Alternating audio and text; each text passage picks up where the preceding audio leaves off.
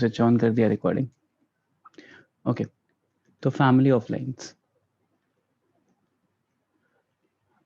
अब देखो होता क्या है कि लेट्स से मैं पहले 2 लाइन्स का एग्जांपल लूंगा और फिर आई विल स्टार्ट वहीं से। जैसे let's take line 1 as 2x plus 3y minus 5 is equals to 0,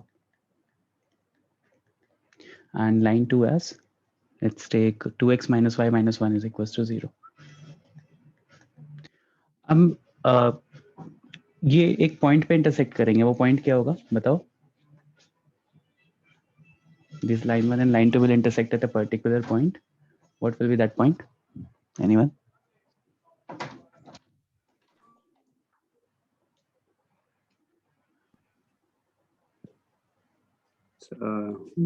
x is equal to -1 और y is equal to 1.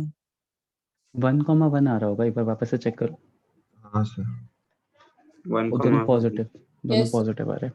ठीक है, तो अब जब इन दोनों इक्वेशन को सॉल्व करोगे ना, तो बेसिकली 1,1 पे इंटरसेक्ट कर रहे हैं। अब देखो हो क्या रहा है, लाइक अगर मैं एक और लाइन लेता हूँ, ठीक है, नाउ मैं क्या कर रहा हूँ, अब इन दोनों लाइन को ऐड कर रहा हूँ। Let's add these 2 lines. तो ऐड करोगे तो you will be getting 4x plus 2y minus 6 is equals to 0. ये कोई डिफरेंट लाइन होगी। Let's take this as line 3। तो क्या ये लाइन जो मैंने डिफरेंट लाइन ली है, क्या ये लाइन भी 1,1 से पास हो रही है? हाँ सर, हो रही है, चेक कर सकते हो। ठीक है, this line is also passing. तो इज दिस अ कोइंसिडेंस या ऐसा हर लाइन के साथ होगा? सर हर लाइन के साथ होगा। क्यों ऐसा होगा फिर? सर वो L1 L2 लिया तो x और y का जो वैल्यू है वो एक तरह से फिक्स हो गया, तो फिर रिलेशन उसी हिसाब से आएंगे। राइट, अब इस चीज को समझने के लिए लेट्स डू वन थिंग। क्या करता हूँ ना, लाइन 2 को यहाँ पे जो लाइन 2 है ना, इसको मैं 2 से मल्टीप्लाई कर रहा हूँ। If I am multiplying this with 2, तो नया लाइन 2 क्या आ जाएगा? L2 डैश ले लेते हैं इसको। This will B 4x minus 2y minus 2 is equals to 0. अब क्या ये जो लाइन है 4x plus 2 minus 2y minus 2 is equals to 0, is this line also passing from 1,1? हाँ यस सर। ठीक है, तो अगर मैं अभी L1 plus L2 dash add करूंगा तो क्या आएगा? 6x minus y minus 7 is equals to 0. Now basically is this line also passing from 1,1? Yes sir. तो देखो रिलेशन समझने की कोशिश करना कि अगर मैं लाइन 1 या लाइन 2 में कोई भी छेड़खानी कर रहा हूँ थ्रू आउट, कोई भी चीज से मल्टीप्लाई या डिवाइड कर रहा हूँ, and if I am adding both the lines, तो दोनों लाइंस के इंडिविजुअल इंटरसेक्शन थे, फर्स्टली तो दोनों का कॉमन इंटरसेक्शन भी, मतलब दोनों लाइंस को ऐड या सब्सट्रैक्ट करने पे I am getting the common intersection point. ठीक है, मतलब common intersection point as in कि अगर मैंने L1 प्लस L2 ऐड किया तो और जो भी लाइन की इक्वेशन मुझे मिल रही है that is passing through the same point, that is passing through the same point although it is a different line. Similarly अगर मैंने यहाँ पे L2 में कुछ लैम्डा टाइम मल्टीप्लाई कर दिया, इन दिस केस मैंने 2 से मल्टीप्लाई किया, अगर मैं 3 से भी मल्टीप्लाई करूंगा तो आपको इक्वेशन सेम मिलेगी। तो अगर मैंने कुछ भी लैम्डा या के किसी भी कांस्टेंट से मल्टीप्लाई किया, यहाँ पे पॉजिटिव नेगेटिव कुछ भी हो सकता है, देन ऑल्सो जो भी मुझे फाइनल रिजल्टेंट लाइन मिल रही है that line is passing through the same intersection point, right? तो बेसिकली अगर मैं इसको ग्राफिकली रिप्रेजेंट करने की कोशिश करूं तो हो क्या रहा है कि मेरे पास एक लाइन L1 है और मेरे पास एक लाइन L2 है। अब अगर मैं L2 को सॉरी ये जो मेरे पास इंटरसेक्शन पॉइंट है 1,1 आ रहा है इस पर्टिकुलर केस में, यहाँ अगर मैं इस टाइप से कुछ लिख रहा हूँ L1 plus lambda times of L2, तो बेसिकली ये मुझे बहुत सारी लाइन की इक्वेशन दे रहा है। जैसे इन दोनों को ऐड किया तो लेट्स से L3 आया, इन दोनों को लैम्डा टाइम्स कुछ भी मल्टीप्लाई करके वापस से ऐड किया तो लेट्स से L4 आया।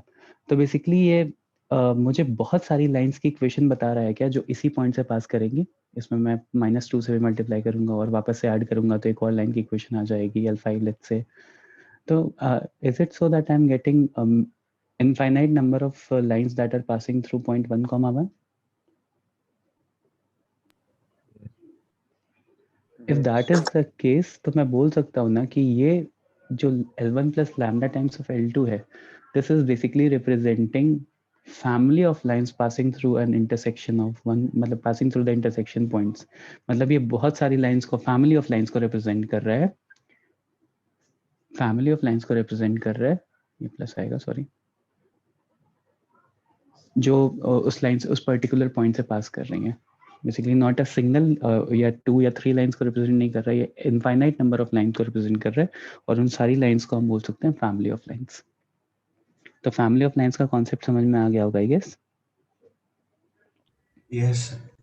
तो बेसिकली फैमिली ऑफ लाइन की जो इक्वेशन होती है, equation of family of line, that is, मेरे पास कोई एक लाइन होगी, line 1 plus lambda times of line 2 is equals to 0, where lambda is the parameter, where lambda एक पैरामीटर है, lambda is a parameter, lambda कुछ भी हो सकता है, और कई केसेस में आपको lambda निकालने को भी दे सकते हैं. ठीक है. This equation represents family of a line where lambda is a parameter, lambda is a parameter, and equation of family of lines, all of which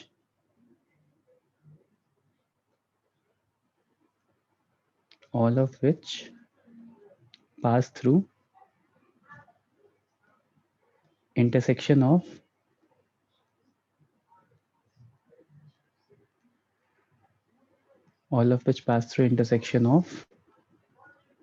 ये आप लोग मीटिंग में लेट ज्वाइन करते हो ना, तो मेरा ये डिवाइस हैंग करने लगता है, मतलब जब कोई ज्वाइन हो रहा था जिस सिचुएशन में, उस ड्यूरेशन में मेरा डिवाइस हैंग करने लगता है, राइटिंग पैड विच पास थ्रू,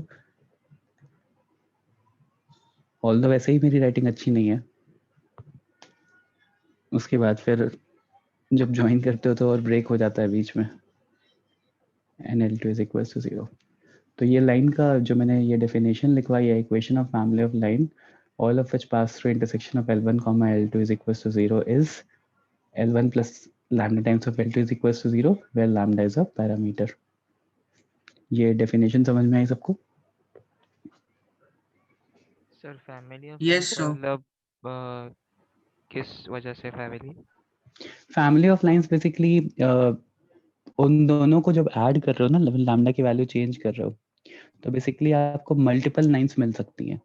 तो मल्टीपल लाइंस एज इन बहुत सारी लाइंस, अगर आप लैम्डा के वैल्यू डिफरेंट रख रहे हो तो 0 भी रख सकते हो, 1 भी रख सकते हो, 2 भी रख सकते हो, अगर इक्वल टू 0 करो, और वो सारी की सारी एक ही कॉमन इंटरसेक्शन पॉइंट से निकल रही है, मतलब उनका सोर्स एक है, तो बोल सकते हैं ना कि वो फैमिली हो गई एक तरह से.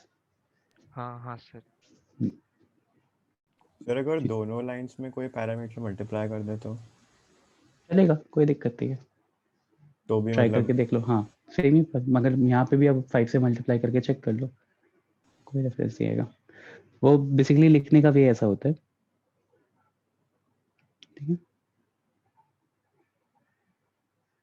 तो L1 plus lambda times of L2 is equals to 0, ये मेरा फैमिली ऑफ लाइन रिप्रेजेंट करता है. तो अगर डिवाइड किया तब भी चलेगा? हाँ बेसिकली मल्टीप्लिकेशन और डिवीजन सेम थिंग होते हैं. लाइक आप 1/2 से मल्टीप्लाई कर दो, अगर आप हाफ से डिवाइड कर रहे हो तो मैं बोल सकता हूँ कि 1/2 से मल्टीप्लाई हो रहा है. ठीक है. सेम एडिशन और सब्सट्रैक्शन सेम ही चीज़ होते हैं. अगर कहीं पे मैं एडिशन लिखवा रहा हूँ तो बाय डिफॉल्ट आप -2 से ऐड कर दो, सेम वही चीज़ हो जाएगी. है ना कि मतलब सेम ही चीज से मल्टीप्लाई, तो अगर L1 को आपने कहा कि 5 से कर दो तो L2 2 से भी चलेगा ना, तो इनका हाँ एडिशन चलेगा, चाहो तो करके देख लो. यहाँ पे लेट्स से 3 से मल्टीप्लाई कर दिया तो क्या इक्वेशन आ जाएगी, 6x plus 9y minus 15 is equals to 0. Now add these two lines, क्या आ रहा है, 10x minus 7y minus 17 is equals to 0 plus 7y.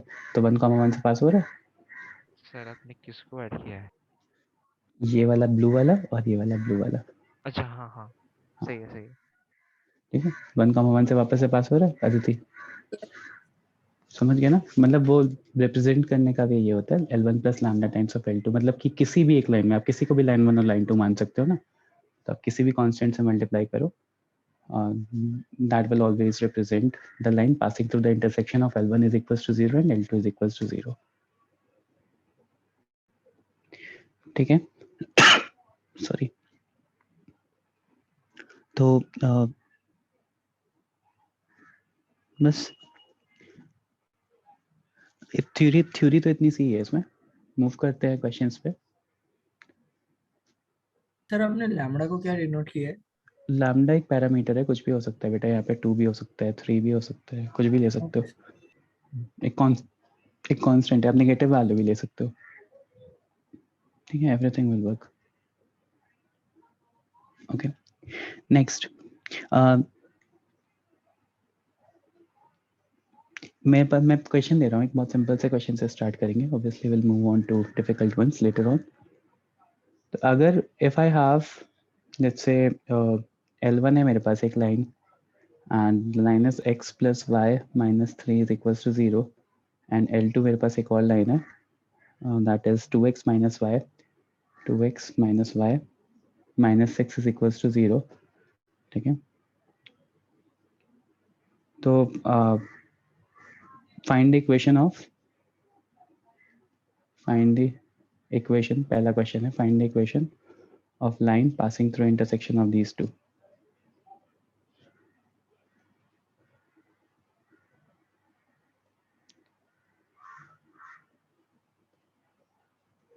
L1 and L2।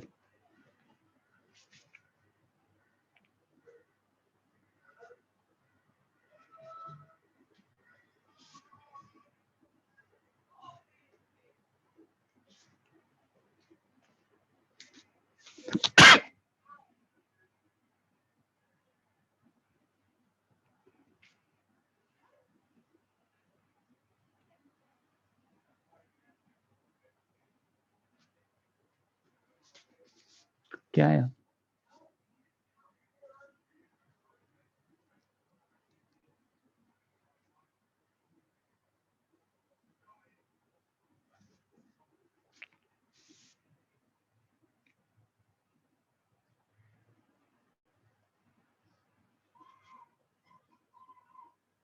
हाँ जंगल, लैम्डा का टर्म आएगा,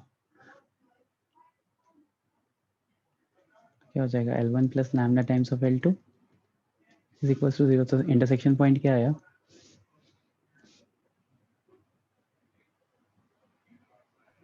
3,0 3,0 3,0। Yes sir. Intersection point is 3,0। Intersection point निकालने की वैसे जरूरत नहीं थी, बट फिर भी देखो लाइन 1 क्या हो जाएगा? लाइन 1 क्या दिया हुआ है? x plus Y minus 3। तो x plus Y minus 3 plus lambda times of 2x minus Y minus 6 is equals to 0। ये लाइन की इक्वेशन हो जाएगी जो इंटरसेक्शन से पास हो रही है। ठीक है, अब यहाँ पे मैं क्वेश्चन में पैरामीटर्स चेंज कर रहा हूँ। This will be the required equation. ये जो लिखा हुआ है ना मैंने ब्लैक में, जिसको अंडरलाइन किया हुआ है, this is the required equation. और ये 4 नहीं है, ये L1 है। L1 plus lambda times of L2। Now next इसी में क्वेश्चन है कि this line also passes through 3,4, then find the value of lambda।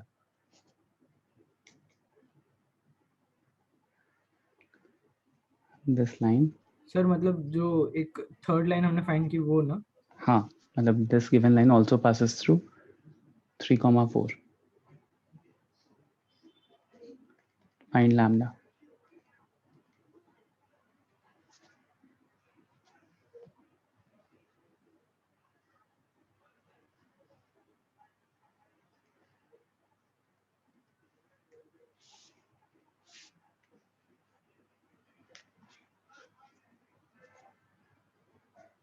Sir lambda 1 लेगा। लैम्डा 1 आ गया।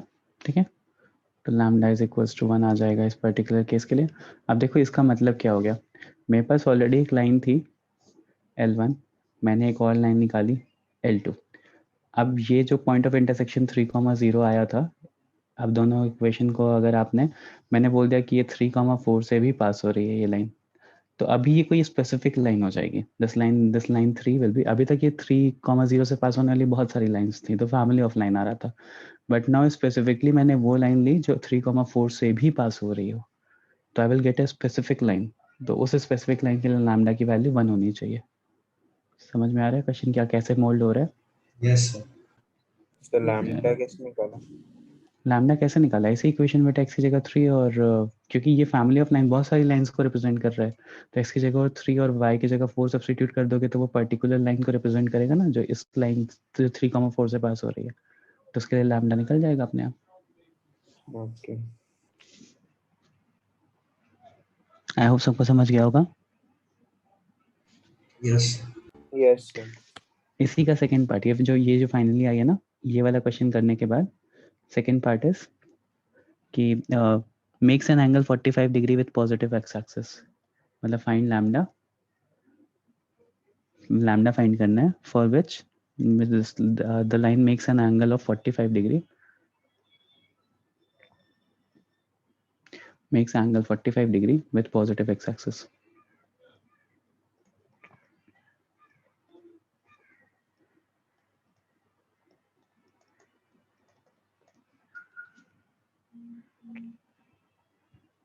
क्वेश्चन समझाना क्या बोल रहा हूँ? ये फैमिली ऑफ लाइन की इक्वेशन आई थी, इस लाइन की मतलब लैम्डा निकालो जिसमें the angle will be 45 degree. Right Shankar, very good.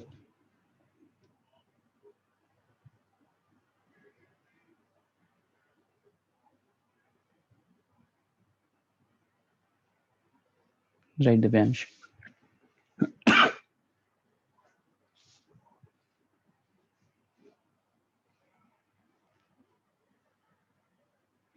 Anna reciprocal answer है इसका, चेक करो कहाँ गलत किया, y और x उल्टा तो नहीं कर दिया।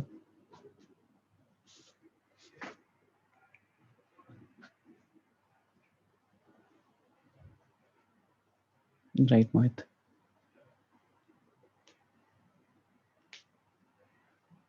हाँ धन में सही है। तो पिछला पेज दिखा। हाँ, पिछला पेज देख लो।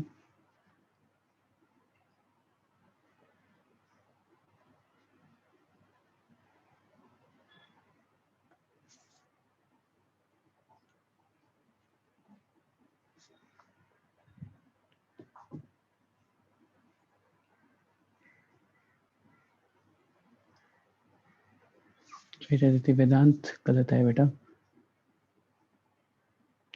हाँ ना भी सही है, शाकिदीप सही है। देखो क्या करना है, मेरे पास क्या इक्वेशन है, x plus Y minus 3 plus lambda 2x minus Y minus 6, x plus sir Y एक माइनस मिनट वेट 3। कर सकते हो क्या? हाँ श्योर, मैं इक्वेशन बस यहाँ पे लिख रहा हूँ, आप करो। x plus Y minus 3 plus lambda times of 2x minus Y minus 6, अभी सही है आना।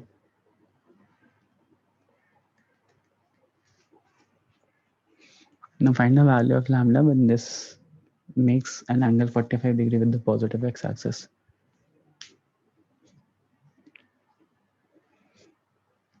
आदित्य गलत आ रहा है, वंश गलत आ रहा है।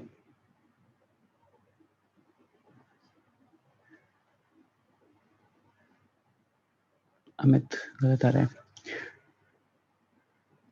देखो यहाँ पे क्या करेंगे हम, सबसे पहले तो अच्छा 45 degree with positive x axis में निकालने का मतलब है कि स्लोप 1 होगा। हाँ हाँ सर। अगर स्लोप 1 हो गया तो यहाँ से स्लोप क्या आएगा, y को एक साइड रखो, बाकी सबको राइट हैंड साइड ले जाओ, तो यहाँ से अगर एक साथ लोगे तो क्या हो जाएगा, लैम्डा कॉमन लो अगर तो अगर x कॉमन लो तो क्या आएगा, देखो यहाँ से y कॉमन लिया तो y कॉमन लोगे तो 1 plus lambda 1 minus lambda y आएगा, प्लस अगर x कॉमन लोगे तो क्या आएगा, sir 2 lambda plus 1। 2 lambda plus 1 और माइनस में क्या आ जाएगा, sir minus 6 lambda minus 3। Minus 6 lambda minus 3 is equal to 0। तो अभी y को इधर रख करके बाकी सबको राइट हैंड साइड ले जाओ, y is equal to mx plus c form basically create करो, तो y 1 माइनस लैम्डा, यहाँ y नहीं आएगा ना, plus is equals to minus times of x 2 lambda plus 1, बाकी कुछ भी आएगा मतलब नहीं उससे। तो अभी x के साथ वाला जो होता है वो स्लोप होता है, तो y को यहाँ लाके डिवाइड कर दो, तो बेसिकली स्लोप क्या आ गया 2 लैम्डा प्लस 1 अपॉन, एक माइनस साइन भी रहेगा, अपॉन 1 माइनस लैम्डा, ये इज इक्वल्स टू 1 दिया है, इसको सिंप्लीफाई कर लो तो लैम्डा इज इक्वल्स टू -2 आ जाएगा। समझा सबको क्या यस कर रहे हैं? प्रणव आपको समझा अभी? मतलब सर आपने ये लैम्डा के रिस्पेक्ट में सब सॉल्व किया ना? हाँ मतलब सबको नहीं, यहाँ पे बस मैंने कॉमन लिया, y को हाँ कॉमन वही लिया, वही हाँ तो वही। अपने आप सब आ गया, तो y is equals to mx plus C form create किया, अच्छा अच्छा अच्छा। तो y को इधर ही रहने दिया, बाकी सबको राइट हैंड साइड पे ले गया, तो x के साथ जो रहता है वो m रहता है, तो x के साथ की जो वैल्यू है वो स्लोप की मैंने 1 इक्वेट कर दिया, तो लैम्डा निकल आया। समझा? Yes sir. -2 है। हाँ -2 आ रहा है बेटा। अब इसी का थर्ड पार्ट, यही सेम इक्वेशन है मेरे पास, मतलब कैसे कैसे क्वेश्चंस पुट अप हो सकते हैं वो मैं सारे टाइप के करवा रहा हूँ, कि सबसे पहले तो आपसे पूछ सकता है कि इक्वेशन निकालो, तो बहुत बेसिक सा क्वेश्चन हो गया। उसके बाद आपसे पूछ सकते हैं कि मतलब कोई एक पर्टिकुलर पॉइंट से दे रहा है तो लैम्डा की वैल्यू निकालो। फिर अगर आपको स्लोप के टर्म्स में पूछेगा तो इस टाइप से क्वेश्चन फॉर्म होगा। नेक्स्ट इज कि मान लो मुझे दे दिया कि X intercept is -2, then find the value of lambda. X intercept is -2, तो फाइंड लैम्डा, सेम इक्वेशन है, इक्वेशन सबने नोट की ही होगी। Find lambda, third type of question.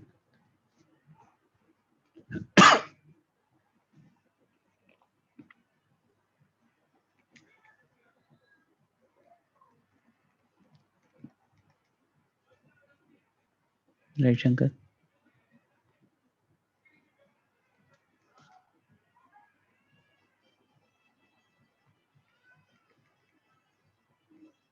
Right Divyansh? Divyansh वो कंप्लीट हो गया जो क्या कहते हैं इक्वेशंस? हाँ सर। ओके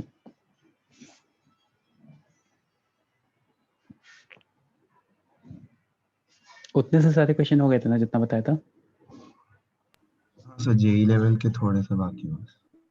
ठीक है वो भी कंप्लीट कर लेना, टाइम मिलेगा तो आना फिर सेंटर पे next week. Right Amit?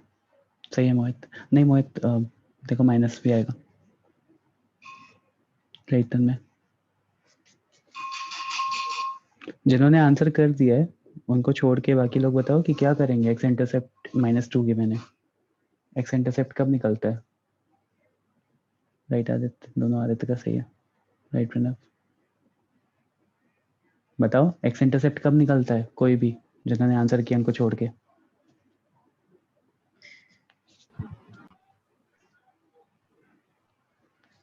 y को 0 डालना, सब्स्टिट्यूट करना पड़ता है ना, y की वैल्यू जब 0 सब्स्टिट्यूट करोगे तो x इंटरसेप्ट -2 आ जाता है, राइट? मतलब x इंटरसेप्ट निकलता है।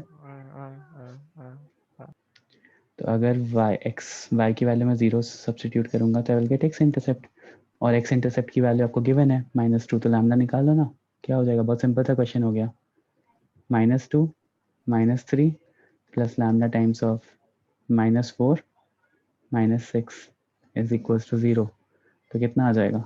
-5 plus lambda times of -10 is equals to 0, lambda is equals to -1/2 आ रहा है। हाँ सर। बस सिंपल सा क्वेश्चन है। बेसिक्स ध्यान रखो कि एक्स इंटरसेप्ट क्या होता है, जब y is equals to y की वैल्यू 0 सब्स्टिट्यूट कर देते हैं। सिमिलरली y इंटरसेप्ट अगर दिया रहता है तो y की जगह सब्स्टिट्यूट कर लेते हैं, x 0 कर लेते हैं उस सिचुएशन में। अच्छा इंटरसेप्ट फॉर्म से किया, हाँ दैट इज आल्सो करेक्ट, चलेगा वो भी। इंटरसेप्ट फॉर्म से कैसे किया हमें अनम्यूट करके बताओ। सर वो -3 -6 लैम्डा से डिवाइड किया। हाँ ठीक है, मतलब ये जो इक्वेशन मैंने बनाई थी यहाँ पे अपने इससे डिवाइड कर दिया होगा हाँ बंद सर। करने के लिए, और फिर एक्स इंटरसेप्ट वाली वैल्यू आपने -2 से। देन हम -2 से जो दिन ये -6 -3 upon 2 lambda plus 1 is equals to -2 substitute किया होगा। हाँ sir. That is also correct. Sir right side में रखेंगे ना हम 1 को। हाँ मतलब x upon X intercept plus y upon, जैसे ये वाली जो इक्वेशन निकाली थी मैंने यहाँ पे, ये वाली, इस वाली इक्वेशन में -6 -3 को राइट हैंड साइड ले जाओ और राइट हैंड साइड पे ले जाके 1 करना पड़ता है, राइट? तो दोनों तरफ हाँ, तो 6 लैम्डा प्लस 3 से डिवाइड करना पड़ेगा, हाँ राइट हैंड साइड 1 हो गया, फिर x का कोफिशिएंट कंपेयर करके -2 कर दो, समझा? मतलब x के हाँ पीछे सर जो हाँ वैसे भी सिंपलीफाई हो सकता है, नहीं तो फिर इस तरह से तो यहाँ तो बहुत सिंपल हो गया कि ये जो मेरे पास इक्वेशन है, यहाँ पे y की वैल्यू 0 सब्स्टिट्यूट कर दो, x इंटरसेप्ट -2 गिवन है, लैम्डा निकाल दो। तो 2 मेथड्स हैं। नेक्स्ट इसी का फोर्थ पार्ट, और क्वेश्चन कैसे पुटअप हो सकते हैं। लैम्डा की value when the line is perpendicular to L2, मतलब जो रिजल्टेंट लाइन आ रही है, जो L3 निकाल रहा हूँ मैं फैमिली ऑफ लाइन में, ये वाली line, that is perpendicular to L2, तो फाइंड लैम्डा, लैम्डा निकालो।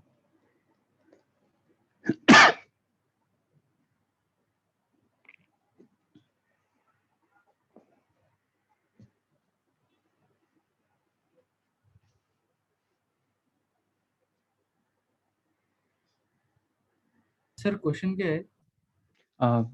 Find the value of lambda when the resultant line is perpendicular to L2, ये जो लाइन आ रही है ना, when this is perpendicular to L2, तो find lambda।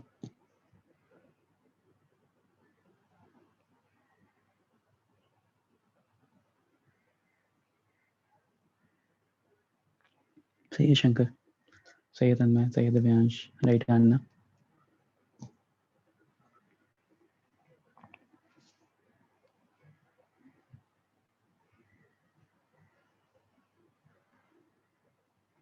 Right Aditi.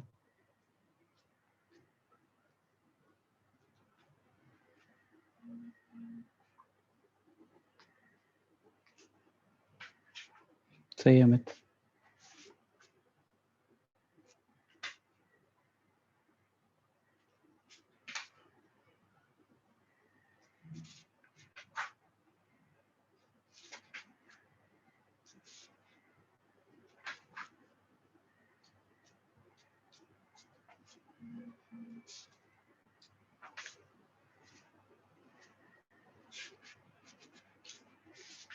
Right Pranav, right Shaktideep, सबने निकाल लिया होगा। क्या आ रहा है? Lambda is equals to, right Mohit, lambda is equals to -1/5 आ रहा है। देखो अभी Yes, sir. Perpendicular to L2 बोला है, तो L2 लाइन की इक्वेशन क्या है, ये वाली है, इसका स्लोप कितना हो जाएगा, 2 हो जाएगा। अब जो रिजल्टेंट लाइन है उसका slope will be perpendicular to this, तो the resultant line should be, जिसका स्लोप क्या आएगा, -1/2 आ जाएगा। अभी स्लोप वाला फॉर्मूला मैंने निकलवाया था ना, क्या था, -2 लैम्डा प्लस 1/1 माइनस लैम्डा, यहाँ पे इज इक्वल्स टू -1/2 से इक्वेट कर दो, तो लैम्डा क्या आ जाएगा, लैम्डा विल बी -1/5। प्रणव -1/5 आएगा बेटा, 3 नहीं, ठीक है। नेक्स्ट इसी का आखिरी पार्ट, इसी क्वेश्चन में लेट्स से मुझे बोल दिया कि सेम ही क्वेश्चन है, cuts of an equal intercept on coordinate axis, cuts of an equal intercept on coordinate axis। अब तो सबको इस लाइन का मतलब समझ में आता होगा ना कि क्या बोलना चाह रहा है ये। Yes sir.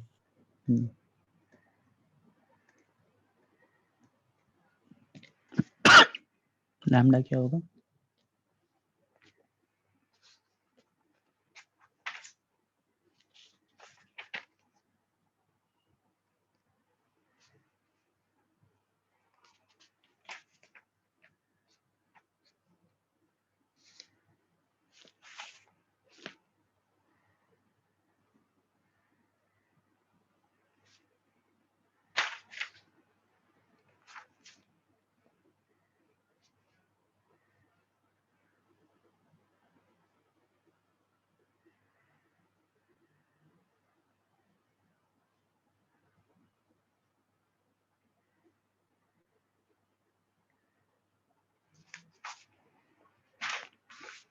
जीरो और -2 क्यों Aditya, zero is right.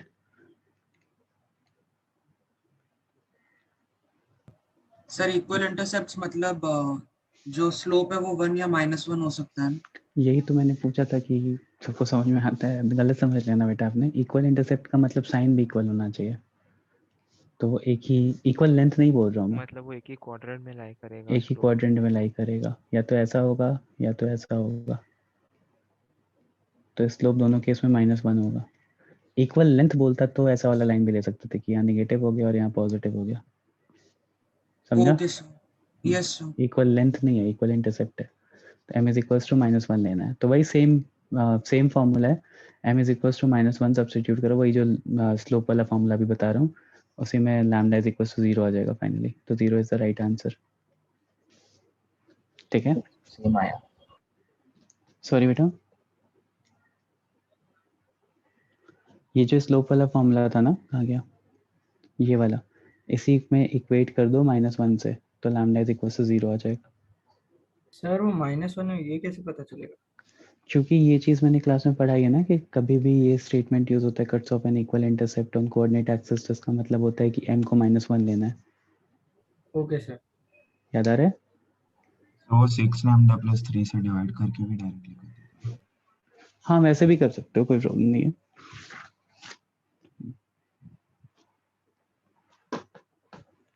Okay, तो ये कुछ टाइप के क्वेश्चंस हैं जो पूछे जा सकते हैं। अब यहाँ पे थोड़ा सा डिफरेंट टाइप का क्वेश्चन बनता है। देखो क्वेश्चन क्या है, मतलब ये सारे टाइप के मैक्सिमम टाइप के क्वेश्चन हैं जो बन सकते हैं। ठीक है, एक थोड़ा सा जो हटके क्वेश्चन है वो मैं करवा रहा हूँ, दैट इज, दूसरी लाइंस लेते हैं। Consider the family of straight lines, family of lines, ठीक है, जिसकी इक्वेशन है x प्लस वाई, एक minute, x plus Y plus lambda times of 2x minus Y plus 1 is equals to 0। ये एक फैमिली ऑफ लाइन गिवन है आपको, ठीक है। Then find the equation of straight line, find the equation of a straight line belonging to this family that is farthest from -1, 3, belonging to this family that is farthest from 1, -3। अब इस type के question से क्या समझते हो? पहले तो इस क्वेश्चन समझने की कोशिश करते हैं। दैट इज फारदेस्ट फ्रॉम 1, -3, इस लाइन का क्या मतलब है? तो परपेंडिकुलर डिस्टेंस मैक्सिमम होना चाहिए। परपेंडिकुलर डिस्टेंस मैक्सिमम होना चाहिए, तो वैसी लाइन की इक्वेशन कैसे निकालेंगे फिर? सर जो दो लाइंस है उनका सॉल्यूशन और 1, -3 को ज्वाइन करने वाली लाइन उस लाइन के परपेंडिकुलर होती है। Very good, very good. देखो यहाँ पे क्या कहने की कोशिश कर रहे हैं, जैसे मान लो मेरे पास दो लाइंस हैं, let's say I have line L1 and line L2। अब ये पॉइंट ऑफ इंटरसेक्शन है, यहाँ से जो भी लाइन पास होगी वो सेम फैमिली ऑफ लाइन को बिलोंग करेगी। इतना सबको समझ में आ रहा है, राइट? तो अब अगर मैंने -1, 3 लिया, लेट्स से -1, 3 सॉरी, यहाँ पे लाई कर रहा है, ठीक है। तो मैं यहाँ से बहुत सारी लाइंस बना सकता हूँ, लाइक एक ये लाइन हो गई, एक ऐसी भी लाइन बना सकता हूँ, एक ऐसी लाइन बना सकता हूँ, और सबसे अगर मैं परपेंडिकुलर डिस्टेंस लूंगा, ठीक है, ये इससे पास करने वाली बहुत सारी लाइंस बनाई है मैंने, तो हमेशा कोई ना कोई और लाइन होगी जो फारदेस्ट होगी, उससे और दूर होगी, राइट? लाइक एक लाइन यहाँ पे होगी, समझने की कोशिश करना। इस पॉइंट से फारदेस्ट लाइन चाहिए जो इसी फैमिली ऑफ लाइन को बिलोंग करती है। इसी फैमिली ऑफ लाइन को बिलोंग करने वाली सारी लाइंस यहीं से पास होंगी, इस पर्टिकुलर पॉइंट से पास होंगी। इतना समझ में आ रहा है ना?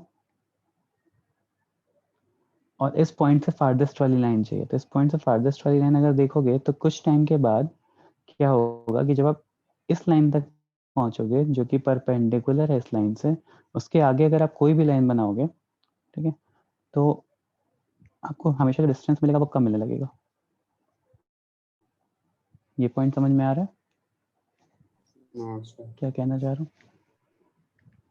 तो ये जो बेसिकली क्वेश्चन को थोड़ा सा घुमा के पूछा है, ये यही पूछना चाह रहा है कि -1, 3 से पास होने वाली एक फैमिली ऑफ लाइन ली मैंने, और उससे परपेंडिकुलर लाइन की इक्वेशन क्या होगी, और अगर परपेंडिकुलर लाइन की इक्वेशन निकालने तो लैम्डा पता होना चाहिए, तो उससे परपेंडिकुलर लाइन वाले लैम्डा क्या होगा।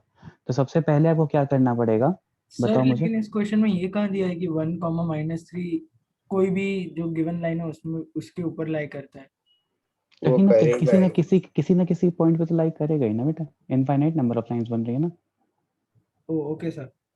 मतलब इस सिचुएशन में मैंने L1 पे दिखा दिया है, बट जरूरी नहीं है वो L1 पे हो, L1 कोई और लाइन हो सकती है ना, ओके मतलब बट किसी ना किसी पॉइंट पे तो लाइन पे तो लाइक करेगा ही ना।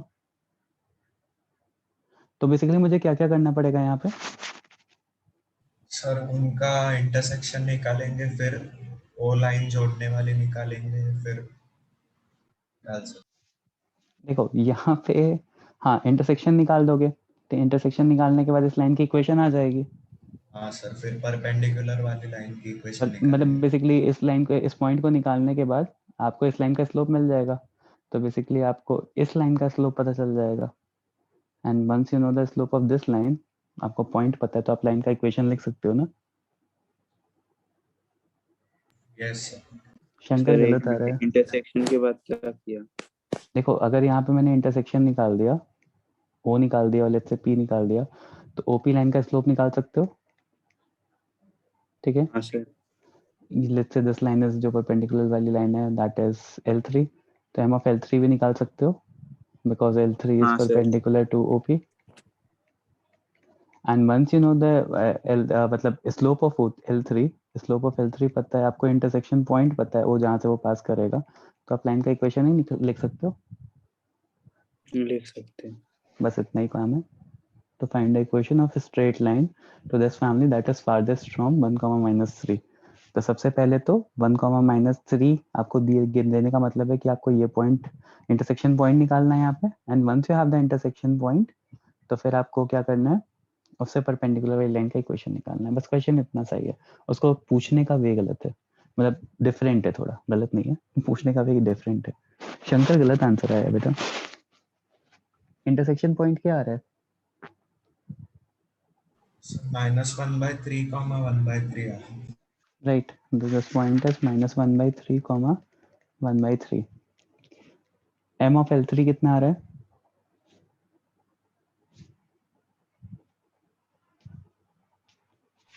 अगर आप वापस बता सकते हैं क्या कैसे करेंगे? श्योर बेटा।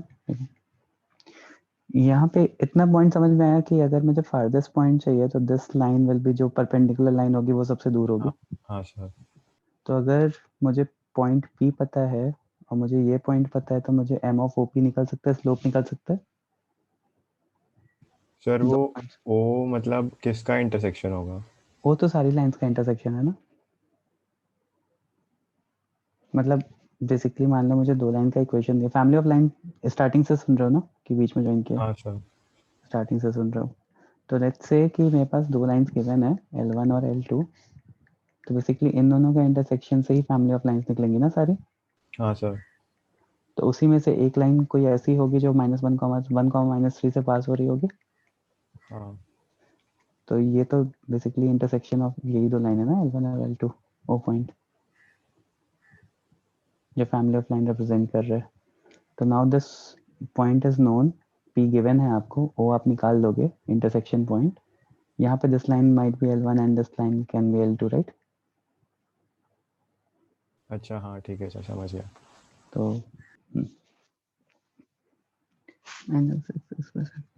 तो लाइन दिया है तो लैम्डा कैसे निकालेंगे? दो पॉइंट पता है ना, तो लैम्डा क्या होता है, अच्छा लाइन दिया है तो लैम्डा कैसे निकालोगे, yes sir. Point of intersection रख दोगे तो लैम्डा की वैल्यू, हाँ गुड सर गुड वैसे क्वेश्चन। नहीं आएगा। ना लैम्डा कैसे आएगा, आपको बताओ, लैम्डा की जरूरत क्यों है तुम्हें, लेकिन सर लैम्डा की जरूरत ही नहीं है ना। लैम्डा की जरूरत क्यों है? जरूरत नहीं है सर, वो ऐसे डाउट आ रहा था। नहीं तो लैम्डा के लिए आपको फंक्शन ऑफ द लाइन का इक्वेशन तो आप इससे इक्वेट कर दो, तो लैम्डा की वैल्यू निकल जाएगी एक्स और वाई कोफिशिएंट को इक्वेट करके। सर मैंने भेजा आपको करेक्ट है। समझ गए क्या बोल रहा हूँ? सर कोफिशिएंट इक्वेट फाइनली आपको कैसे मान लो L3 की इक्वेशन मिल गई, हाँ तो L3 की इक्वेशन को यहाँ से इक्वेट कर दो, तो x और y के कोफिशिएंट को इक्वेट कर लोगे तो मिल जाएगा ना। अभी मैं करके बताता हूँ। L3 इक्वेशन निकालो। अदिति सही आया है, शंकर सही आया, बाकी सबका गलत आया। m ऑफ L3 कितना आया?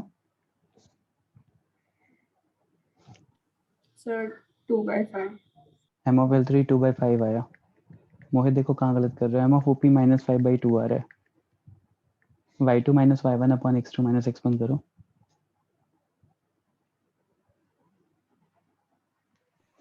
सर आपको ओ के कोऑर्डिनेट्स कैसा है मुझे क्लियर नहीं हुआ, आप o एक के बार फिर से कोऑर्डिनेट्स रिपीट। कैसे है बेटा? ये L1 है, ये L2 है, दोनों का इंटरसेक्शन ही तो o का कोऑर्डिनेट होगा ना।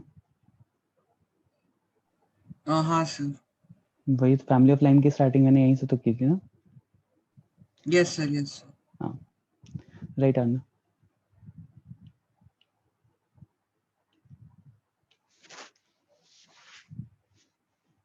अगर मैं L1 और L2 गिवन है तो इस तरह से लिख सकता हूँ, तो अगर कोई चीज इस तरह से लिखी है तो इसका मतलब कि आपको L1 और L2 पता होना चाहिए, समझ में आना चाहिए। ठीक है।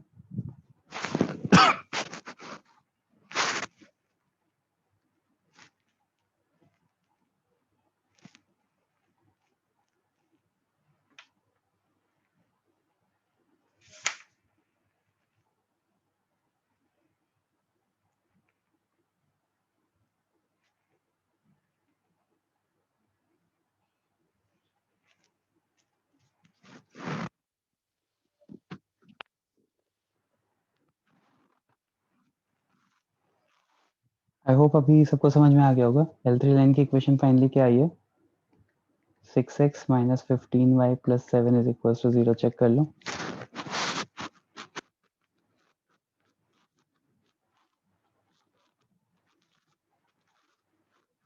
हो गया यस या नो? जिन्होंने आंसर किया उनकी बात नहीं कर रहा हूँ, बाकी लोग। मोहित सही हुआ? देख रहा हूँ सर, समझ नहीं रहा। सर इसमें दिव्यांश? लैम्डा की वैल्यू निकालने की कोई जरूरत नहीं है ना? नहीं जरूरत है, आपको पॉइंट पता है, आपको स्लोप पता है, तो आप डायरेक्टली लाइन की इक्वेशन लिख दोगे। अब किसी को लैम्डा की वैल्यू चाहिए तो मैं बता रहा हूँ कैसे आएगी। सर लैम्डा की वैल्यू सर आप भी -8/3 है पीछे क्या? सॉल्व किए थे वैसे आएगी। राइट, अगर यहाँ पे मान लो मैं इसको इक्वेट कर दूं तो बस x की वैल्यू देखो क्या आ रही है यहाँ पे। सर लैम्डा की वैल्यू -8/3 है क्या? -8/3 चेक कर लेते हैं। यहाँ पे क्या आ रहा है, अगर मैं x कॉमन लूँ तो क्या आ रहा है, 1 + 2 लैम्डा आ रहा है, तो 1 + 2 लैम्डा = 6। मैं कोफिशिएंट इक्वेट कर रहा हूँ, तो 2 लैम्डा = 5 या लैम्डा = 5/2 आ रहा है इस सिचुएशन में। ओके सर, सर मतलब वो कौन सी लाइन से इक्वेट किया? मैंने ये वाले पेयर ऑफ लाइंस को इससे इक्वेट कर दिया। अच्छा ठीक है। सर मुझे स्लोप ऑफ डिजायर्ड लाइन नहीं आया, एक बार आप सॉल्व करके दिखा सकते हो क्या? स्लोप ऑफ डिजायर्ड लाइन नहीं आया मेरे पास। ये है पॉइंट 1,3 और मतलब -1,3 और 1,3 और 1,-3, तो यहाँ से स्लोप क्या निकल रहा है बेटा? y2 - स्लोप y1 अपॉन मुझे x2 - 5/2 x1। आया। y2 - y1 upon x2 - x1, तो यहाँ -5/2 आ रहा है ना। हाँ सर। ये -5/2 आ रहा है, तो इससे परपेंडिकुलर लाइन का स्लोप क्या होगा? 2/5। 2/5। बस तो वही तो लिखा है 2/5। कैसे नहीं आ रहा? सर इक्वेशन नहीं आ रहा, वो कैसे निकाला आपने? अब ये O पॉइंट से पास हो रही है, स्लोप ये गिवन है, y - y1 y = - y1 okay m times okay of x x - x1। - x1। एक पॉइंट और एक स्लोप पे तो पूछना ही नहीं है, अल्टीमेट टास्क तो वही रहता है इस इक्वेशन के लिए ना। ठीक है, सबका आगे आएगा। ओके आगे बढ़ते हैं। सर अगर हम लोग L3 के ऊपर का कोई पॉइंट डाल दे इक्वेशन में लैम्डा वाली, तो तब भी लैम्डा मिल जाएगा ना? हाँ मिल जाएगा right. Okay sir.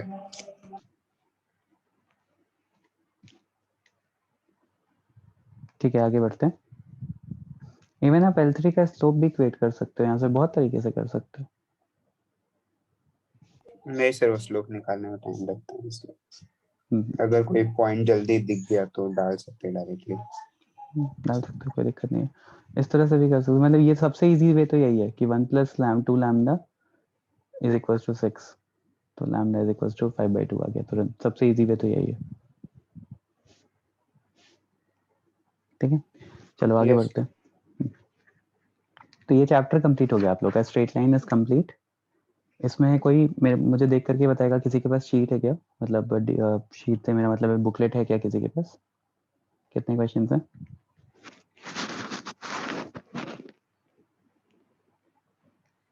JEE level 1 and level 2।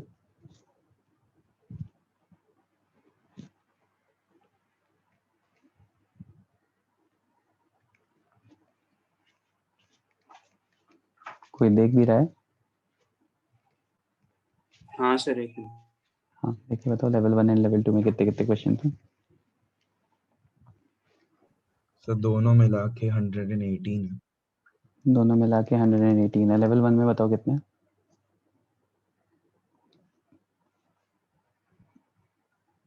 71। 71। तो अगर आज क्या है, आज सैटरडे है ना, नेक्स्ट सैटरडे तक लेवल 1 तो कंप्लीट कर सकते हो एटलीस्ट, इतना टाइम सफिशिएंट है।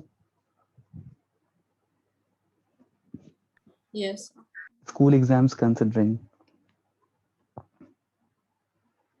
मतलब स्कूल एग्जाम लेने के बाद की बात बता रहा हूँ कि एटलीस्ट 71 क्वेश्चन करने में आप लोगों को 3 to 4 आवर्स जाएंगे, तो मैनेजेबल है इतना पूरे वीक में? हाँ ठीक है। दूसरा अगर ये हो जाएगा तो ट्राई करना कि लेवल 2 फिर उसके नेक्स्ट वीक, जैसे फेब एंड हो जाएगा 27 के बाद, तो ट्राई करना 3 और 4 मार्च थर्ड, मतलब बिफोर योर CA जो कि पोस्टपोन होगा 13 तक जाएगा, बट ट्राई करना कि पूरा लेवल 2 कंप्लीट कर लेना, जिससे कि you guys are well prepared. तो नेक्स्ट सैटरडे तक you guys have to submit at least level 1, और उसके पहले की सारी DPP 7 तक मैंने होमवर्क दिया था राइट। सब कुछ होमवर्क वाले ग्रुप पे होना चाहिए up till DPP 7 and level 1 पूरा 71 तक। लेवल 2 भी जिसका हो जाएगा वो सबमिट कर देना। सर सीए का क्या बोल रहे थे आप? ये मोस्ट प्रोबेबली पोस्टपोन होगा बिकॉज 6th को आप लोग के स्कूल के एग्जाम्स उस टाइम चल रहे होंगे ना, तो ये बोल रहा था मैं। ठीक है। ठीक है तो कब होगा पोस्टपोन? यार, मतलब देखना पड़ेगा बाकी स्कूल्स का कैलेंडर भी ना, क्योंकि 13th को भी रखेंगे तो सेम प्रॉब्लम होगी, तो देखते। बट जितना भी पोस्टपोन होगा आप लोगों के लिए उतना वर्कलोड बढ़ेगा, क्योंकि उतने ज़्यादा टॉपिक्स आएंगे ना। हाँ और CA इज समथिंग जो आप लोगों को पता है कि मतलब पूरा ही सिलेबस होता है। खैर एनीवेज, तो आई गेस इतना सफिशिएंट टाइम है 27 तक up till DPP 7। DPP 7 and ये लेवल 1 कंप्लीट पूरा। लेवल 2 अब कितने ही क्वेश्चन बच रहे हैं? 118 - 71 कितने बचेंगे? 40 47 ज़्यादा क्वेश्चंस बच रहे हैं। ठीक है छोड़ो, इतना ही करना। ठीक है लेवल 1 तक पूरा कंप्लीट करके भेज देना, जिसका हो जाएगा वो उससे आगे भी प्रोसीड कर लेना, जिसको प्रॉब्लम नहीं है प्रोसीड करने में वो उससे आगे भी प्रोसीड कर लेना। 78 82 और 24,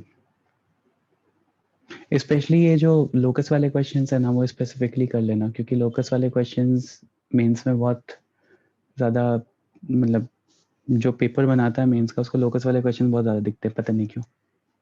एटलीस्ट जो 5 चैप्टर हम पढ़ेंगे ना उसमें से 1 से 2 क्वेश्चन आप लोकस के एक्सपेक्ट कर सकते हो पेपर में, अगर 5 क्वेश्चन आएंगे तो मेंस में। ठीक है आगे बढ़ते हैं। नेक्स्ट चैप्टर इज, मतलब नेक्स्ट चैप्टर कंटिन्यूएशन में ही है, pair of straight lines. Pair of straight lines. ये मैं आज बस ब्रीफ इंट्रो दूंगा, एक्चुअल कंटिन्यूएशन या क्वेश्चन हम नेक्स्ट सेशन में करेंगे। तो पेयर ऑफ स्ट्रेट लाइन क्या होता है ना कि मेरे पास दो कंबाइंड इक्वेशन को हम एक साथ लिखते हैं। अब एक साथ कैसे लिखते हैं? फर्स्टली तो एक कोनिक में एक चीज होती है, पूरे कोनिक सेक्शन में, कोनिक सेक्शन इंक्लूडिंग मतलब पूरे कोऑर्डिनेट ज्योमेट्री में एक बहुत कॉमन सा फॉर्मूला है, and that common formula is, या पहले एक बार एग्जांपल लेकर के कंटिन्यू करते हैं। जैसे मान लो मेरे पास एक इक्वेशन है लाइन 1 और एक इक्वेशन है लाइन 2, ठीक है। तो इसमें कोई पॉइंट होगा, लेट्स से Q है और एक P है, तो let's say P is alpha comma beta and Q is gamma comma delta ले लिया लेट्स से, ठीक है। और लाइन की इक्वेशन भी ले लेते हैं, जैसे L2 is x plus 2y plus 4 is equals to 0 and let's say this is line L1 की equation 3x minus y is equals to 6, ऐसा ले लिया मैंने, ठीक है। तो line L1 is 3x minus y is equals to 6, line L2 is x plus 2y is equals to -4, ये लिया भाई।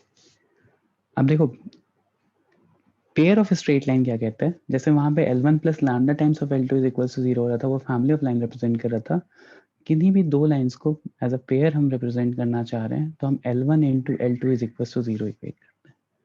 तो अगर L1 into L2 is equal to 0 equate कर रहे हो तो क्या आएगा, -6 और यहाँ से आ जाएगा x plus 2y plus 4 is equal to 0। अब इन दोनों को अगर मल्टीप्लाई करो तो क्या आ रहा है finally, 3x square minus 2y square 3xy 6xy minus y 5xy plus 5xy, देखना एक बार मैं सही कर रहा हूँ या नहीं, minus 6x plus 12x plus 6x minus 5 minus 16y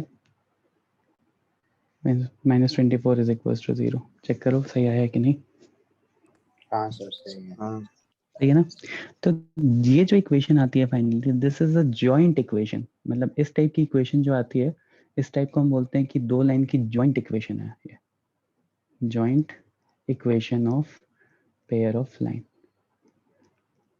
अब देखो ये जो मैं बताने की कोशिश कर रहा था, बेसिकली जब भी कोई कोऑर्डिनेट ज्योमेट्री हम पढ़ते हैं तो ये जो इक्वेशन है ना, ax square plus by square plus 2 times of hxy plus 2gx plus 2fy plus c is equals to 0, ये इक्वेशन जो होती है ना, ये पूरे कॉनिक्स में कुछ भी रिप्रेजेंट कर सकती है।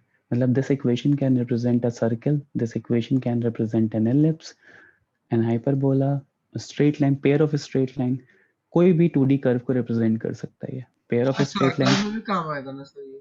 सर्कल में भी आएगी, सर्कल की बेसिक इक्वेशन भी इसी से बनती है। तो देखो यहाँ पे ये x और y दोनों है साथ में, 5 times of x and y।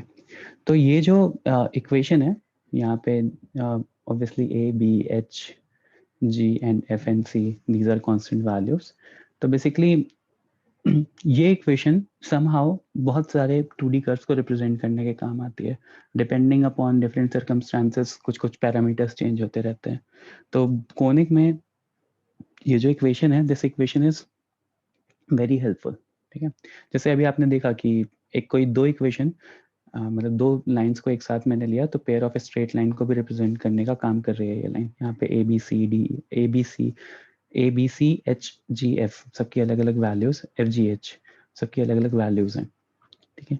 और इसी सीक्वेंस में आपको याद भी रखना है, एक्स स्क्वायर के साथ वाला ए होता है, वाई स्क्वायर के साथ वाला बी होता है, एक्स वाई के साथ वाले को एच लेते हैं, एक्स के साथ वाले को जी, एफ के साथ वाले वाई के साथ वाले को एफ, एंड जो कांस्टेंट होता है उसको सी लेते हैं। और ऐसा कुछ नहीं है कि याद रखना है, इतनी बार ये यूज होगी pair of straight line, circle and everywhere कि ये अपने आप याद हो जाती है। तो पेयर ऑफ स्ट्रेट लाइन में हमें क्या पता है कि सीबीएसई में नहीं है आदित्य, मुझे पता है, आईआईटी के सिलेबस में है। दिस इज बेसिकली एडवांस का topic, pair of straight lines. Now if I have two equations, तो दोनों इक्वेशन दो लाइंस हैं, दोनों लाइंस को एक साथ रिप्रेजेंट करते हैं तो पेयर ऑफ स्ट्रेट लाइन हो जाती है। तो दोनों का मल्टीप्लिकेशन होता है सबसे पहली चीज। तो नेक्स्ट, अब अगर मान लो मुझे कुछ भी अगर ऐसा है कि I have an equation L1 x1 y1 and मतलब x1 y1 नहीं, वो तो पॉइंट हो जाएगा। फिर मान लो x y एक लाइन की इक्वेशन है, x y multiply by line 2 की इक्वेशन x y के फॉर्म में इज इक्वल्स टू 0। तो this is a general form of pair of straight line. अब अगर ये जो पर्टिकुलर फॉर्मूला है, if this formula is representing all type of conic sections या बेसिकली 2D ज्योमेट्री के जितने भी फिगर्स बन सकते हैं सबको रिप्रेजेंट करने का काम कर रहा है, तो कुछ स्पेसिफिक क्राइटेरिया होगा ना कि दिस विल बी रिप्रेजेंटिंग, इस पर्टिकुलर केस में this will be representing two straight lines या two pair of straight lines. कुछ पर्टिकुलर केस में दिस विल बी रिप्रेजेंटिंग। तो बेसिकली ये जो अबव इक्वेशन है ये क्या क्या रिप्रेजेंट कर सकती है एक बार वो देख लो। This can represent straight lines, pair of straight lines, pair of straight line. ये सर्कल रिप्रेजेंट कर सकता है, ये पैराबोला रिप्रेजेंट कर सकता है, एलिप्स एंड हाइपरबोला, ये पांचों को रिप्रेजेंट कर सकता है। ठीक है, तो देखो अगर ये pair of straight line represent करेगा तो इसका जनरल कंडीशन होता है, ध्यान से देखना, डिटर्मिनेंट सॉल्व करना मैंने सबको बताया हुआ है। वापस से मैं एक बार इक्वेशन लिख ले रहा हूँ, ax square plus by square plus 2hxy plus 2gx plus 2fy plus c is equals to 0।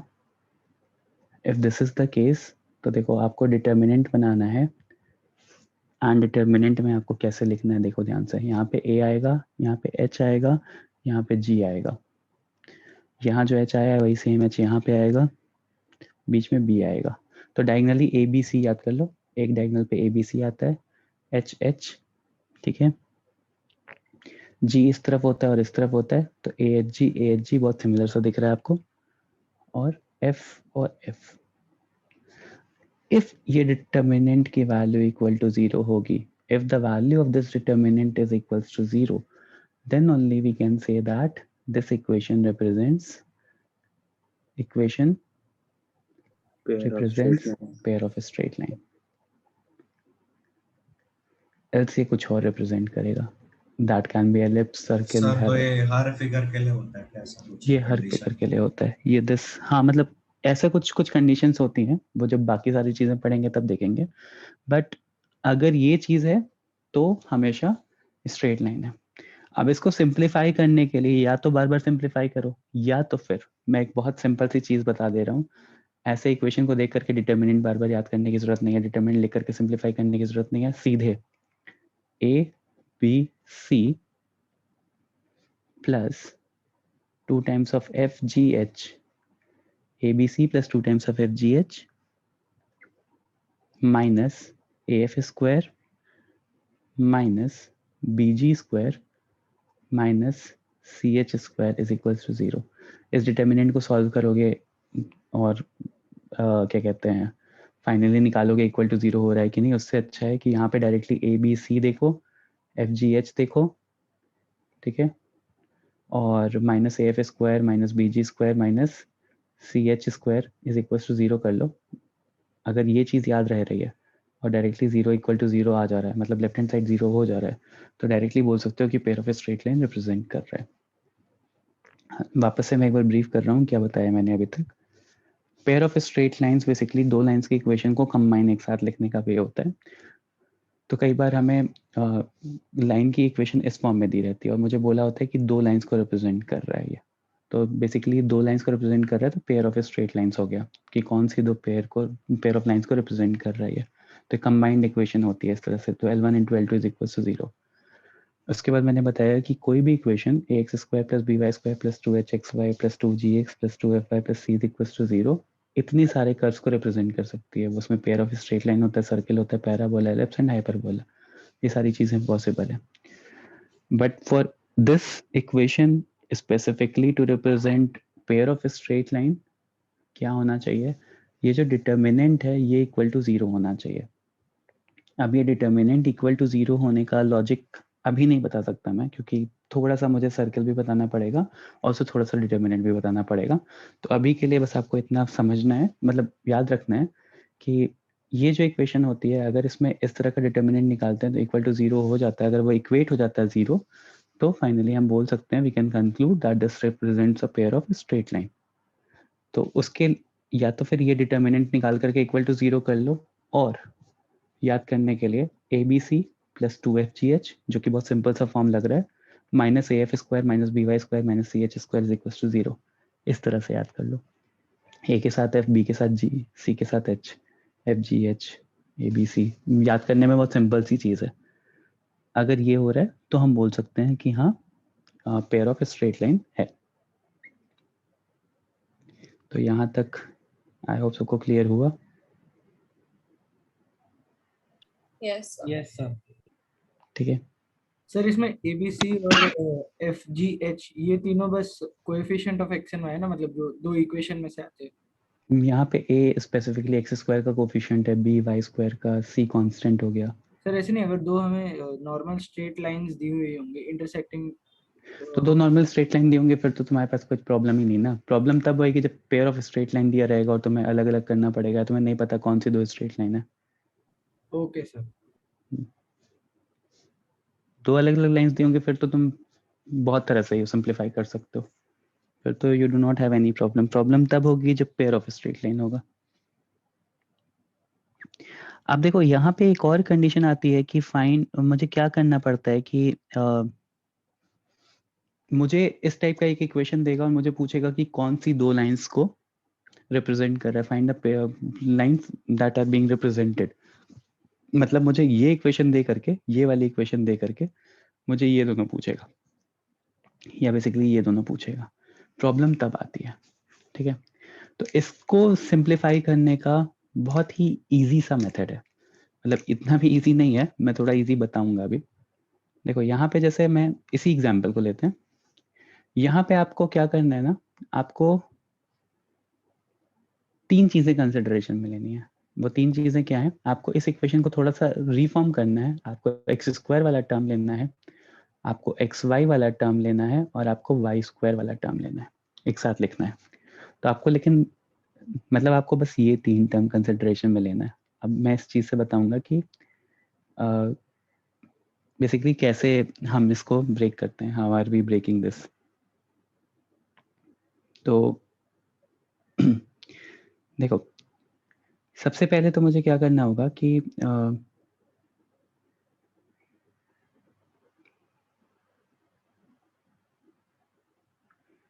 सबको सबसे पहले लेफ्ट हैंड साइड पे ले आओ, ठीक है। सबसे पहले लेफ्ट हैंड साइड पे लाने के बाद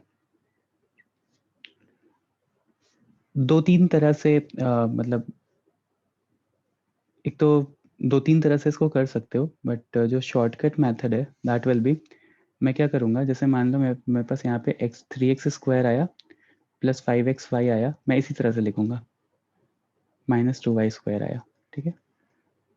इस तरह से मैंने लिख दिया। अब मुझे इसको फैक्टराइज करना है, तो इसको फैक्टराइज करने के लिए क्या करोगे, भूल जाओ कि यहाँ पे y है, forget that you have y। तो नॉर्मल इक्वेशन क्या आ रही है, 3x square plus 5x minus 2, right. 3x square plus 5x minus 2, तो इसके फैक्टर्स क्या क्या आएंगे, plus 3 sorry plus 3 minus 2 plus 3, मतलब forget that you have y here, तो क्या लिखोगे 3x square plus 5x minus 2। अब इसको फैक्टराइज करो तो क्या आएगा,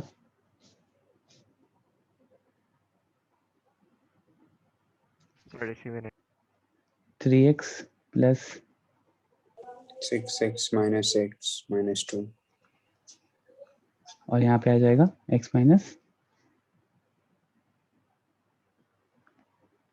x माइनस 1 आएगा ना।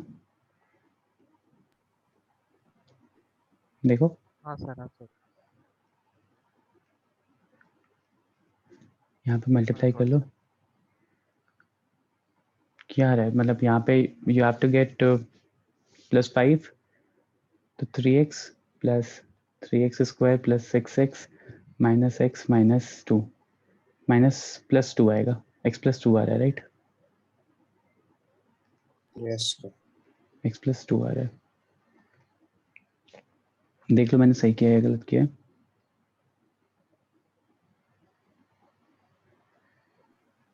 सर वो 3x माइनस 1 होगा ना? ये 3x माइनस 1 होगा। अरे मतलब वो 3x minus 1 into x plus 2।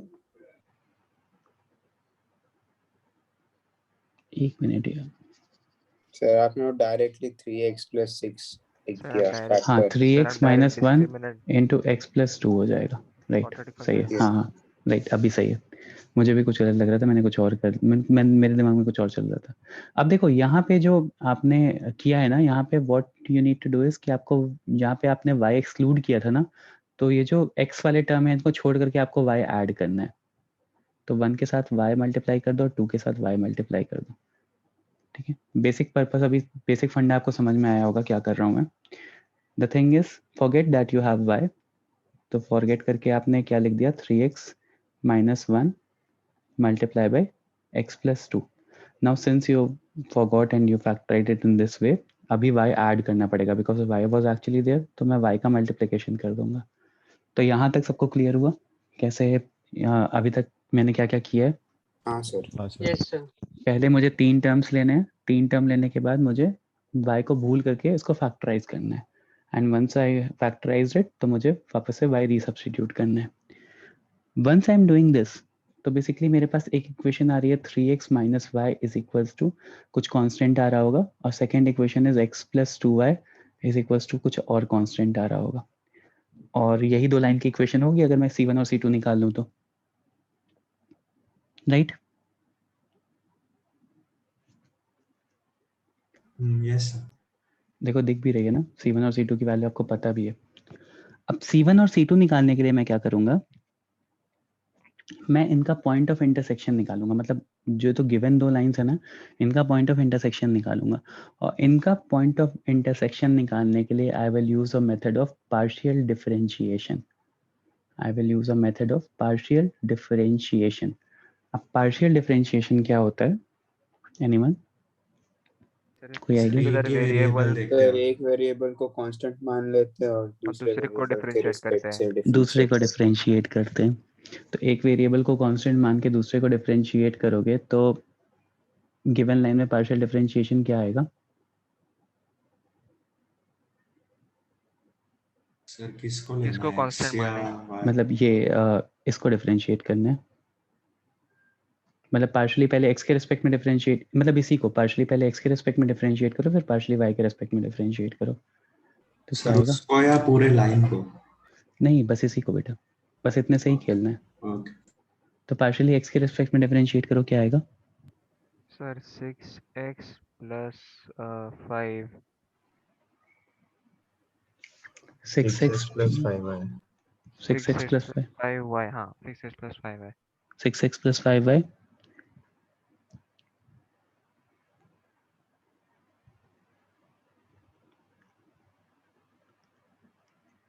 एक सेकंड, कुछ गलत नहीं कर रहे हो तुम लोग? कुछ रहा तो नहीं,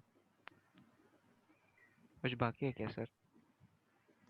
करेक्ट है मतलब। नहीं, इस पूरी इक्वेशन को एक काम करो, पार्शियली डिफरेंशिएट करो इस पूरी इक्वेशन को, इंस्टेड ऑफ डिफरेंट, हाँ पूरी इक्वेशन को डिफरेंशिएट करो, तो you'll be getting 6x plus 5y plus 5y plus 6 equal plus to 6 0। Plus 6 is equal to 0। ये x के रिस्पेक्ट में डिफरेंशिएट करके, अभी सिमिलरली पूरी इक्वेशन को y के रिस्पेक्ट में डिफरेंशिएट करो, क्या आ रहा है? -4 y हाँ sorry -4y So plus 5x plus 5x minus 5x 16 minus 16 is equal to 0। Plus x minus 16 is equal to 0। अब इन दोनों को सिंप्लीफाई कर लो तो पॉइंट ऑफ इंटरसेक्शन मिल जाएगा आप लोगों को। सर पार्शियल डिफरेंशिएशन क्यों करना है? पार्शियल डिफरेंशिएशन क्यों करना है? ये शॉर्टकट मेथड है पॉइंट ऑफ इंटरसेक्शन निकालने का दोनों लाइन का, अगर कंबाइंड इक्वेशन गिवन है तो। अब पहले एक बार मैं स्टेप बता देता हूँ, फिर मैं चीज़ें समझाता हूँ कि why are these things interconnected. देखो अभी तक मैंने क्या क्या किया है मैं बता रहा हूँ। मेरे पास एक pair of straight line given थी, तो मैंने पेयर ऑफ स्ट्रेट लाइन को सबसे पहला पार्ट क्या किया है कि पहले 3 टर्म्स लेकर के फैक्टराइज किया है। तो वंस आई फैक्टराइज्ड तो मुझे लाइन का स्टार्टिंग पॉइंट मिल गया, बस मुझे एक कांस्टेंट वैल्यू चाहिए। तो उस कांस्टेंट वैल्यू को निकालने के लिए what I am doing is कि मैं इस गिवन लाइन को, ये जो गिवन लाइन है इसको पार्शियल डिफरेंशिएशन कर रहा हूँ। Once I am doing the partial differentiation तो उससे मुझे क्या मिलेगा, उससे I will be getting the point of intersection of these two lines. तो यहाँ से इन दोनों इक्वेशन को सॉल्व करके पॉइंट ऑफ इंटरसेक्शन बताओ मुझे क्या आ रहा है।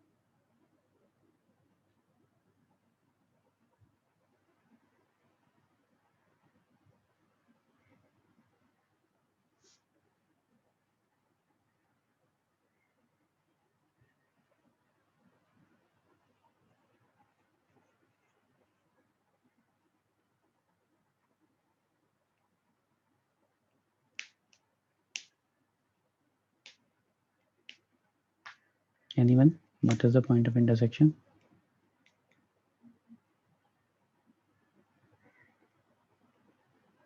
दोनों इक्वेशन, एक को मल्टीप्लाई बाय 4 कर दो, एक को मल्टीप्लाई बाय 5 कर दो। एक मिनट। ये 16 है।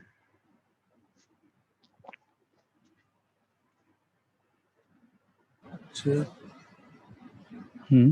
सर वो पार्शियल डिफरेंशिएशन में वो +6 और -6 कैसे है? अगर y को कांस्टेंट मानोगे तो ये पूरा 0 हो जाएगा, यहाँ +5x आएगा, और x के रेस्पेक्ट में डिफरेंशिएट करोगे तो कितना आ जाएगा? तो सर पूरे का करना है। हाँ पूरे का।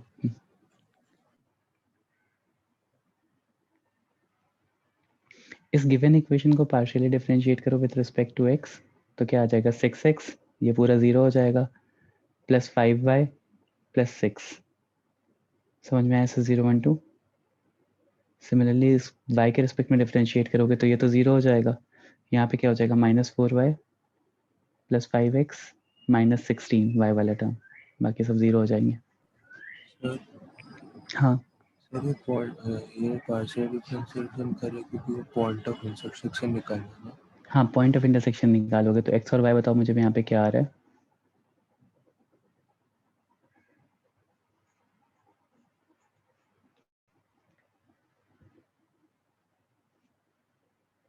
शंकर सही आ रहा है 56/49।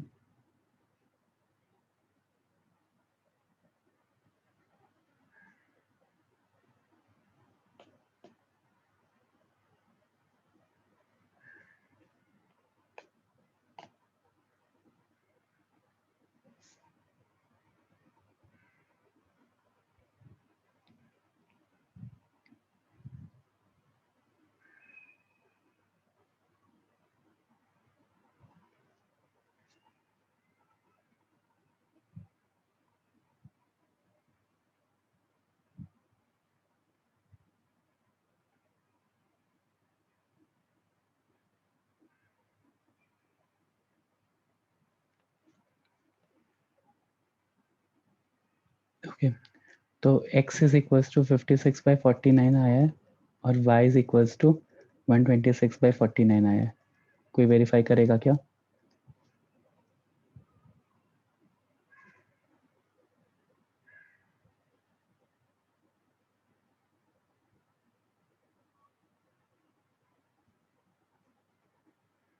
थोड़ा अब्रप्ट सा आ रहा है। 56 मल्टीप्लाई बाय 3 करो कितना आएगा? 150 168 168 माइनस 126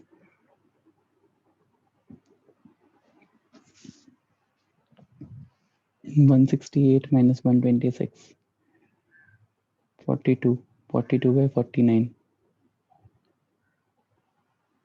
42/49।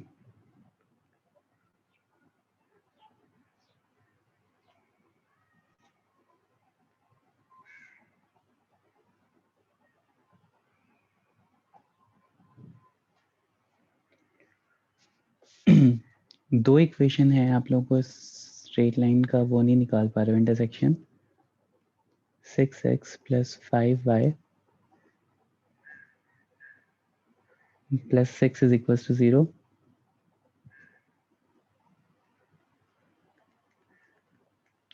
Also क्या दिया है? minus 4y 5x minus 16 is equals to 0.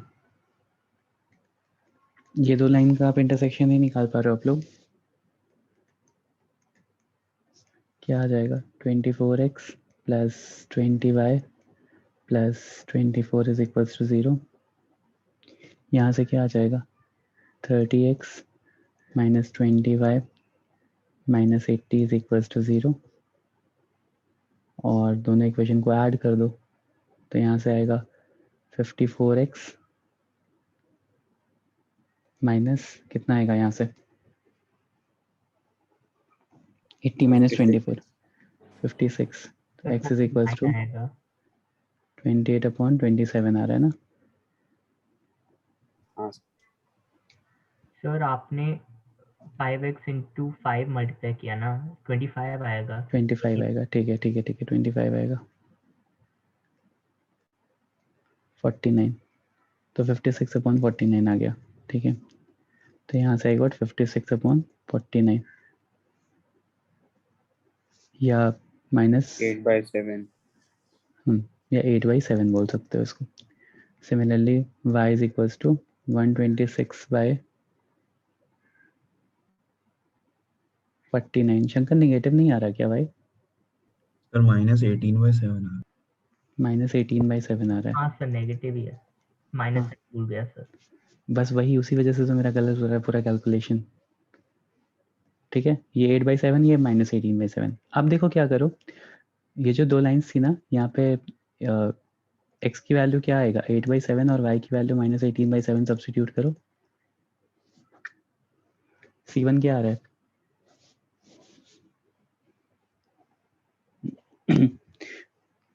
C1 क्या आ रहा है? x की वैल्यू 8 रखोगे तो 24,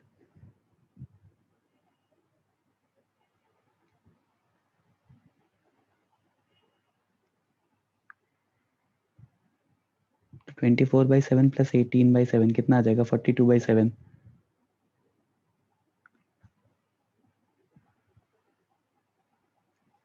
तो C1 की वैल्यू 6 आ गई, चेक करो। सर y की वैल्यू 18 -18/7 या 18/7 क्या? -18/7 रखो और चेक करो, C1 की वैल्यू 6 आ गई। हाँ सर। सिमिलरली C2 की वैल्यू देखो, चेक करो क्या आ रही है? -4 आ रही है क्या? Yes sir. समझ गया कि कैसे फैक्टराइज हो रहा है?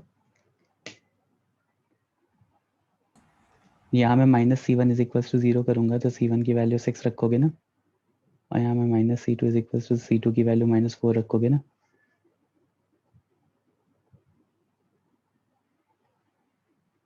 देखो यही दोनों एक लाइन का इक्वेशन था।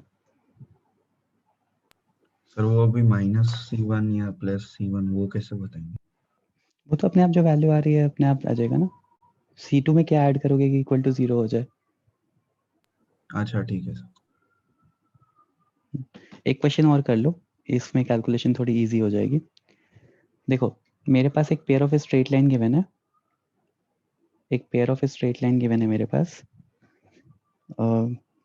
ये एक्चुअली मैंने वो जो लिया था इनिशियली लाइन वैसे ही सिंप्लीफाई कर दिया ना, इसलिए थोड़ा लेंदी चला गया। But let's take straight line, pair of straight line. तो x² plus 3xy plus 2y² plus 2x plus y -3 is equals to 0, ठीक है। -3 इज इक्वल्स टू 0। अब मेरे पास ये एक pair of straight line given है, I have this pair of straight line. तो देखो सबसे पहला step is, step 1 is factorize first 3 terms, factorize ये तीनों। तो फैक्टराइज करो तो क्या आएगा? x² प्लस 3x प्लस 2 क्या आ रहे हैं factors? x plus 2 into x plus 1 आ रहे हैं। हाँ अभी मैंने बोला था कि y को एलिमिनेट किया तो y को सब्स्टिट्यूट कर लो। ये समझ गए होगे सब लोग कैसे करना है, right? Did everyone understood? Did everyone understand how to Yes, factorize sir. these two? ठीक है, अभी मेरे पास एक लाइन हो जाएगी x plus 2y plus c1 is equals to 0 और सेकेंड लाइन हो जाएगी x plus 2y minus plus c2 is equals to 0। तो अभी c1 और c2 की वैल्यू निकाल लेते हैं। तो उसके लिए मुझे क्या करना पड़ेगा? स्टेप 2 इज पार्शियल, दूसरा x प्लस वाई होगा ना? दूसरा हाँ वही x प्लस y होगा, सॉरी हाँ 1y है। ठीक है, x plus y plus c2 is equals to 0।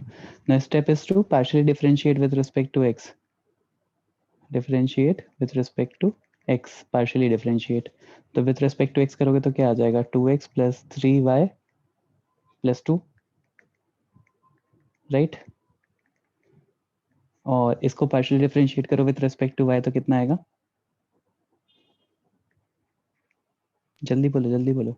4y plus 3x plus 1 equals to 3x plus 4y yes plus 4y plus 1 is 1 equal to 0। Point of intersection बताओ जल्दी से, x और y क्या आएगा?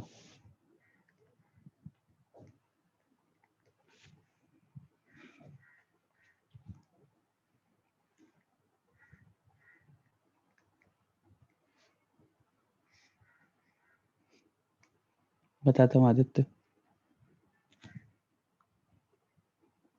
राइट शंकर? ये 5 आ रहा है और ये -4 आएगा, ठीक है? 5 और -4 आ गया तो अभी c1 क्या हो जाएगा? c1 will be equal to 5, नहीं c1 x की c1 की वैल्यू क्या आएगी?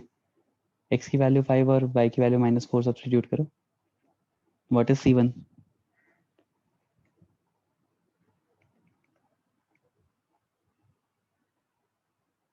x की वैल्यू 5, y की वैल्यू -4 सब्स्टिट्यूट करो, c1 क्या आएगा?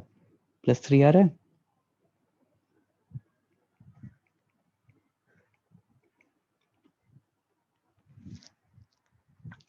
देखो बेटा, x की वैल्यू 5 रखोगे तो 5 हो जाएगा, प्लस 2 इंटू -4 -8 हो जाएगा। तो c1 क्या आना चाहिए कि इक्वल टू 0 हो जाए?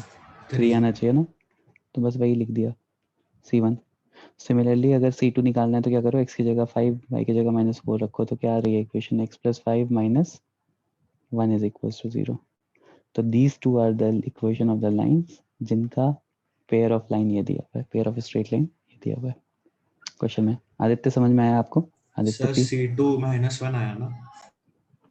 c2 हाँ -1 आया। ये समझा, लेकिन वो फैक्टर निकाल के C1 C2 कैसे आए, अच्छा रिलेटेड है वो उससे। हाँ वो वही सेम चीज़ मैं बोल रहा था ना कि एक बार स्टेप्स बता दूंगा, उसके बाद मैं बताता हूँ कि क्यों कर रहे हैं ऐसा, पार्शियल मतलब शॉर्टकट मेथड क्यों अप्लाई कर रहे हैं, मतलब इसका लॉन्ग कट मेथड भी है और क्यों ये काम कर रहा है इसके लिए थोड़ा कैलकुलस बताऊंगा। तो नेक्स्ट सेशन से ही यहीं से कंटिन्यू करूंगा, ठीक है? नेक्स्ट सेशन में यहीं से कंटिन्यू करूंगा। ये शॉर्टकट मेथड मैंने आप लोगों को पहले बता दिया, लॉन्ग कट मेथड और नॉर्मल तरीका बताऊंगा, तो वहां से फिर I will relate with this की शॉर्टकट मेथड क्यों काम कर रहे हैं, ठीक है? तो किसी भी पेयर ऑफ स्ट्रेट लाइन की अगर इक्वेशन आपको गिवन है तो आप नॉर्मल 2 लाइंस की इक्वेशन निकाल सकते हो। हाँ सर।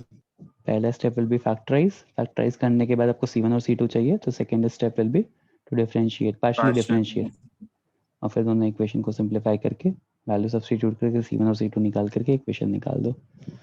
तो खैर ये एडवांस का टॉपिक है, मेंस का टॉपिक नहीं है ये, बट फिर भी हम अच्छे से पढ़ेंगे इसको। तो नेक्स्ट सेशन में मैं बताऊंगा कि इससे रिलेटेड कैसे कैसे क्वेश्चंस पूछे जा सकते हैं, और जैसे मैंने उसके लिए बताया फैमिली ऑफ लाइंस के लिए, और सारी टाइप के क्वेश्चंस हम कवर करेंगे, ठीक है? ओके सर, चलो, thank you everyone, next session में continue thank you sir, bye sir. Thank you, sir. मैं बेटा। Thank you, sir.